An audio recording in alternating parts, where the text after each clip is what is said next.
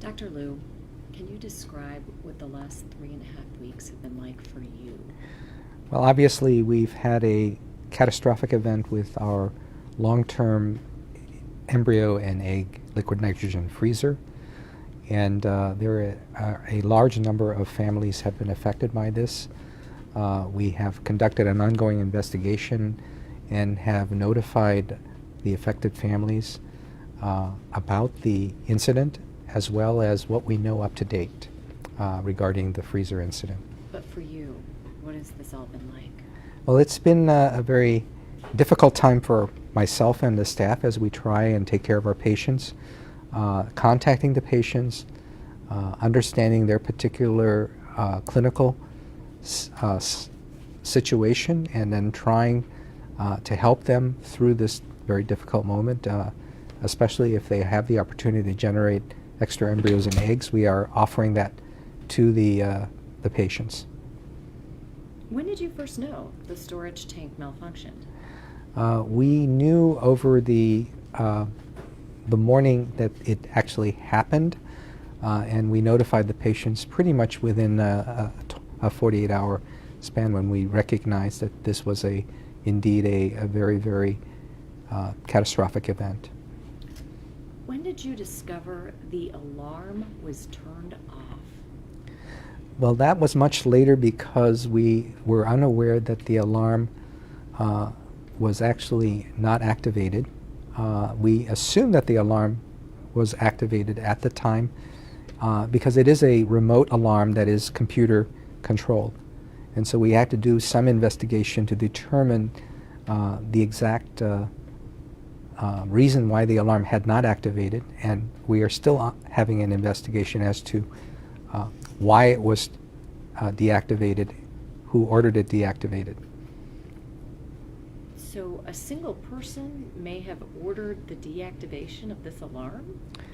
That is ongoing as an investigation, so we're not completely sure the events that occurred that led to the deactivation. Whose job was it to monitor the storage tanks? Storage tanks are monitored locally by the liquid nitrogen indicator on the computerized tank itself, and as well as there's a local temperature monitor. So both those alarms were activated at the time that this event occurred when we discovered it. There is also a separate remote alarm that we have that is not by the manufacturer, that is independent, that activates a computer that is supposed to call the embryology person to notify that the temperature had increased in the tank. But whose job is it to make sure those alarms work? The alarms are unfortunately not checked in this case prior to this event happening over the weekend. So I am not certain when this alarm system was tested last. What about checking the units? How often do you check the units? The unit is a long-term storage unit, and so it's designed to have essentially a very low maintenance requirement. The unit is quite large. It's a liquid nitrogen freezer that does not immerse the human specimens in the liquid nitrogen itself. So unlike the little units that you might see in a typical IVF laboratory, this is a very large storage unit designed for long-term storage. The liquid nitrogen is in a jacket, so you can't see the liquid nitrogen. And the liquid nitrogen then evaporates into like a vapor steam. And it's the vapor that is keeping the eggs and embryos frozen. So there's a separate monitor for the liquid nitrogen level because we can't see it. And then there's a separate temperature probes that are within the unit itself. So did someone check on the units every day? There is a log for the liquid nitrogen level and the temperature, but the unit usually automatically fills. In this situation, we had an issue with the autofill feature, and so we were manually filling the unit with liquid nitrogen from the storage tank manually by just pushing a button on the unit. and it tells us what level the liquid nitrogen is at. So how often was that being done? Usually the liquid nitrogen would, on a manual fill, would last at least 3 to 4 days. So we could watch the liquid nitrogen levels visually on the indicator, the computerized indicator. So did anyone check on the storage tank in between when it needed to be filled? The indicator would suggest that there was an adequate amount of liquid nitrogen in the tank to last through the weekend when it was last checked, and then so it was on the afternoon on the weekend that the technician left, because we obviously work 7 days a week, and rely on a remote alarm as well as the local alarms on the tank. And when it came back in the morning for another procedure, the local alarms were on. You allowed a storage tank containing people's most precious possessions to go unchecked for days at a time? No, the technician is in the laboratory every single day, and they do check the level of the liquid nitrogen and the temperature. So the liquid nitrogen does not exhaust over a day's period of time. So there's sufficient reserve in the jacket based on the number of inches of liquid nitrogen there that is indicated on the panel to allow the liquid nitrogen to last for several days. So someone does check on it every day? Yes. Once a day? Generally, before they leave, they check the level of the liquid nitrogen and the temperature. Did that happen Saturday, March 3rd? Yes, it did. Why didn't you staff this facility 24/7? It's extremely difficult to staff a facility such as this 24/7, and certainly no IVF program that I am aware of staffs 24/7. They all rely on remote alarms for the duration when the lab staff is not conducting procedures. But you knew these storage tanks had problems. These storage tanks are really fairly maintenance free. So the manufacturer actually has specific procedures for doing preventive maintenance, and we were in the midst of doing a preventive maintenance when this event actually occurred. Given that there were problems, why didn't you put extra staff on to monitor the tanks? The indicator on the tank, as far as we could tell, was functioning normally, so there was plenty of liquid nitrogen in the jacket to allow the liquid nitrogen sufficient reserve to go well beyond the weekend. So when a patient has eggs harvested or embryos frozen, you always put everything in one tank? In this situation, the tank is designed for long-term storage. So this is different than perhaps the little tanks that you see in the smaller programs. Yeah, but you put everything in one tank here at UH. That was the design of the tank, and that was the design when the laboratory was constructed. Given the impact of this malfunction, do you regret that? Obviously, in hindsight, we do, and we feel that in the future we've gone back to the lower technology tanks where we would split essentially specimens between tanks for a given individual, if that is possible, obviously. Why weren't you already doing that? This is an event that we did not anticipate, and so this is not necessarily the standard operating procedure for tanks of this size.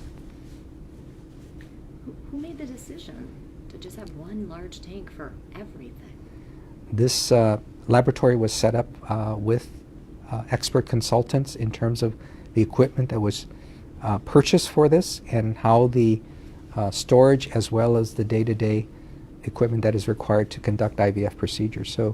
So this is a pretty sophisticated, state-of-the-art laboratory. To your knowledge, what caused the temperature to rise in the tank?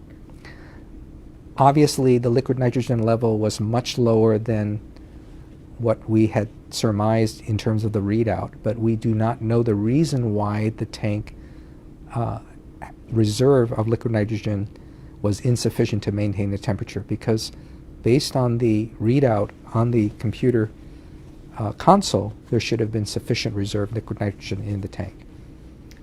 At what point should the alarm have gone off? The alarm goes off for low liquid nitrogen levels and for temperature. So there's two separate alarms for that on the tank itself. The remote monitor monitors temperature only, and that should have also been set off. So there were two alarms that should have gone off and neither did? They both went off. The local alarms did go off when the technician came in the next day. Unbeknownst to us, the remote alarm was deactivated, and we were not aware that the remote alarm was deactivated. What should have happened? The remote alarm would have been deactivated, and then what would have happened from there? What should have The remote alarm should have been activated. The embryologist would have gotten a call and would have come in to at least identify the issue. Probably at that point in time would have heard the local alarm as well, and at that point did a manual fill on the tank. Would that have saved the eggs and embryos? Most likely if that alarm was present, yes. Because again, the temperature setting on the remote alarms as well as the local alarms is well within the tolerance of embryos in terms of temperature. How many hours did you have? We do not know when the temperature rise had occurred, so we don't have that information at this time. If the temperature gets too high, how long do you have to get to them? So the temperature readout is obviously on the unit, but we don't have the hour-by-hour changes that you're asking. How often has the alarm gone off? I do not know the frequency in which these alarms are triggered at this point in time. We don't hear the local alarms very often. The units are automated, so there shouldn't be much in the way of alarms at all from both our units, because they have autofill features, and so they're really relatively maintenance-free and designed to be that way. How many times has the alarm gone off over the past few years? Or what I should say is, how many times have those alarms gone off? Don't know the answer to your question precisely, so I can't... You don't track when there are mistakes? We don't track every alarm in terms of when it goes off. We only track the temperature and things. So I'm not sure that the alarms go off at any great frequency at all. But they have gone off in the past. I'm not aware that they have gone off in the past.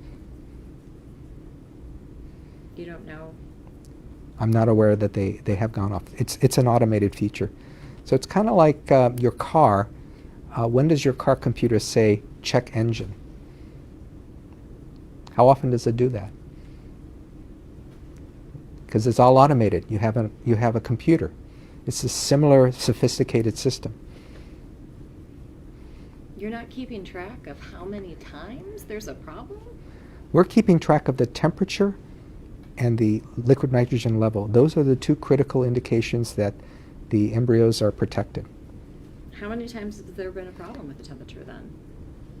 As far as we're concerned, this is the first incidence that we are aware of that the temperature went above the accepted limits. You know of no other incidents? Not that I'm aware of. Are you looking into all possible explanations for this failure? We're looking at how the tank performs, whether the issue with we're investigating the issue with the remote alarm. So these are things that are still in process. What about sabotage? We're looking at that at this point in time, and we do not feel that that's likely, but that is certainly not dismissed. Is an embryo life or property? That's a question that is an ethical question, and it's an individual religious ethical question. What price would you put on an embryo?